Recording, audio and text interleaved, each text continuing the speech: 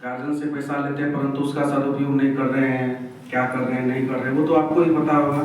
तो ये सब चीज़ आपको बताया जा रहा था। सबसे पहले हम एक प्रश्न पूछते हैं कि क्या हम अपनी रिस्पॉन्सिबिलिटी को सही तरीके से निर्वहन कर रहे हैं। रिस्पॉन्सिबिलिटी मीन्स क्या? रिस्पॉन्सिबिलिटी मीन्स होता है कि हमारा दायित्व बहुत लोगों के प्रति है।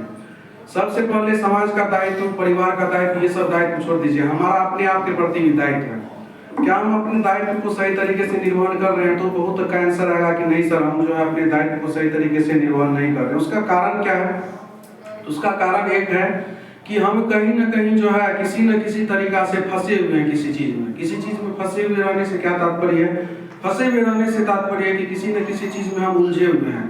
देखिए होता क्या है ना कि जब किसी चीज का जब हम जो है अच्छे तरीके से सदुपयोग करते हैं तब जो है वो चीज हमारे लिए फायदेमंद होता है।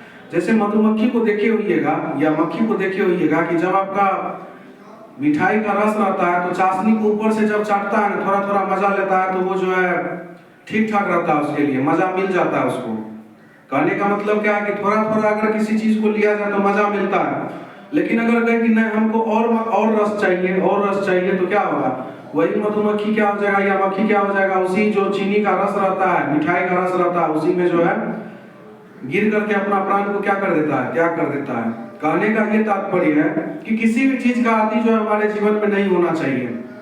सारा चीज सही है अपने अपने जगह पर, परंतु अति किसी चीज का नहीं होना चाहिए। अति सर्वत्र मतलब अति जो है किसी भी चीज का जो है वो वर्जित होता है।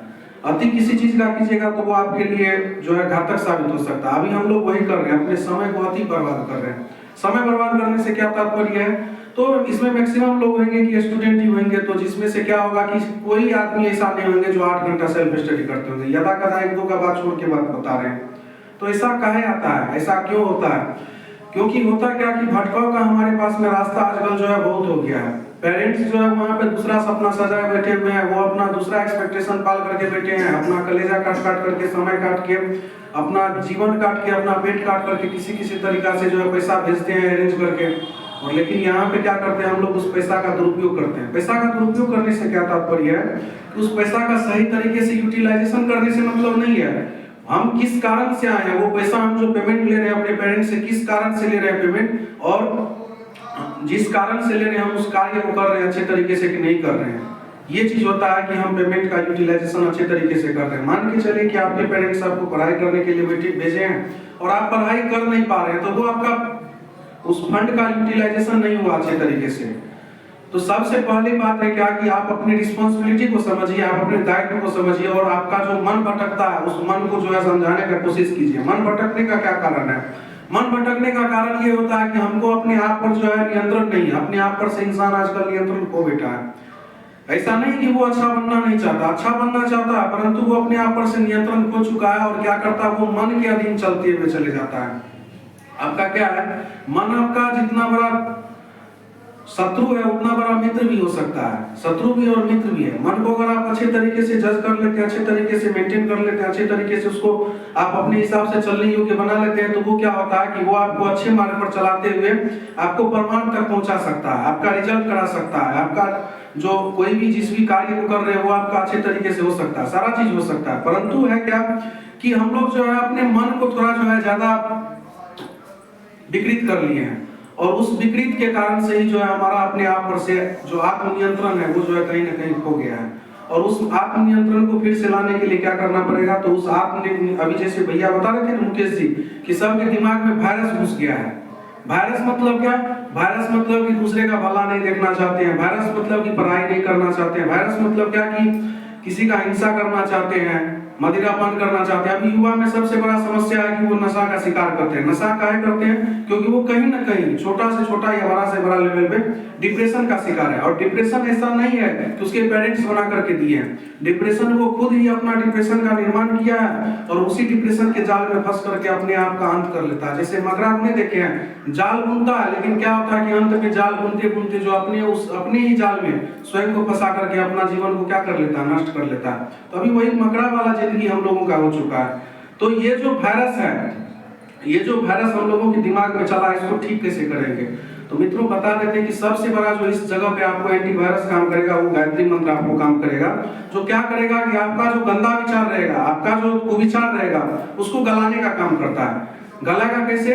तो क्योंकि गायत्री मंत्र जो है ऊर्जा का स्रोत है, सूर्य का मंत्र है, जो क्या करता है कि जब आप गायत्री मंत्र का जप करते हैं या ध्यान करते हैं तो आप देखेंगे कि आपका धीरे धीरे करके नकारात्मक ऊर्जा जो है आपका धूमिल होने लगता है और आप सकारात्मकता की तरफ बढ़ने लगते हैं। बहुत सारे भाई बोलते हैं कि भैया जानते हैं, बोले बताइए।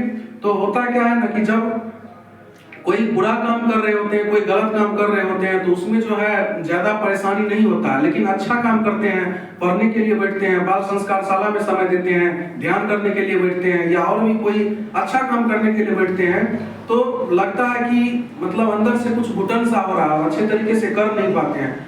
मित्रों, अच्छे तरीके से कर नहीं पाते उसका एक ही एक कारण है कि आप अपने अंदर इतना विकृत होकर अपने अंदर के आपका जो अंतर्मन है उसको इतना विकृत कर चुके हैं, इतना गंदा कर चुके हैं कि आपको कोई काम में मन नहीं लग रहा है। उसका उपाय क्या है? तो उसी का उपाय जो है आपको जो 4 सूत्र बताया जाता है, साधना, स्वाध्याय, संयम और सेवा, इस 4 सूत्र से आप उसके उपाय को जो है समझ सकते हैं। अभी देखिए विचार में, देखिए अभी का जो विचार जो है आदमी का दूषित हो चला है। विचार कैसे दूषित हो चला है? और विचार दूषित होने के साथ में क्या होता है, विचारों में मैग्नेट भी है। अगर मान के चलिए कि आप अच्छे विचारों वाले लोगों के पास में रहेंगे तो आपका भी विचार अच्छा होगा, लेकिन गलत विचार वाले व्यक्ति के साथ में रहेंगे तो आपका भी विचार गलत होना तय है। इसमें कोई किंतु परंतु वाली बात नहीं है। ऐसा हो सकता है कि आप उसको अपने विचार से प्रभावित कर दें। अगर आपके अंदर आपके विचार में उतना अधिक एनर्जी है तो आप अपने विचार से उसको प्रभावित कर सकते हैं, लेकिन अभी क्या है कि आपका विचार अगर उतना मजबूत नहीं है तो आप उसके विचारों से प्रभावित हो जाएंगे।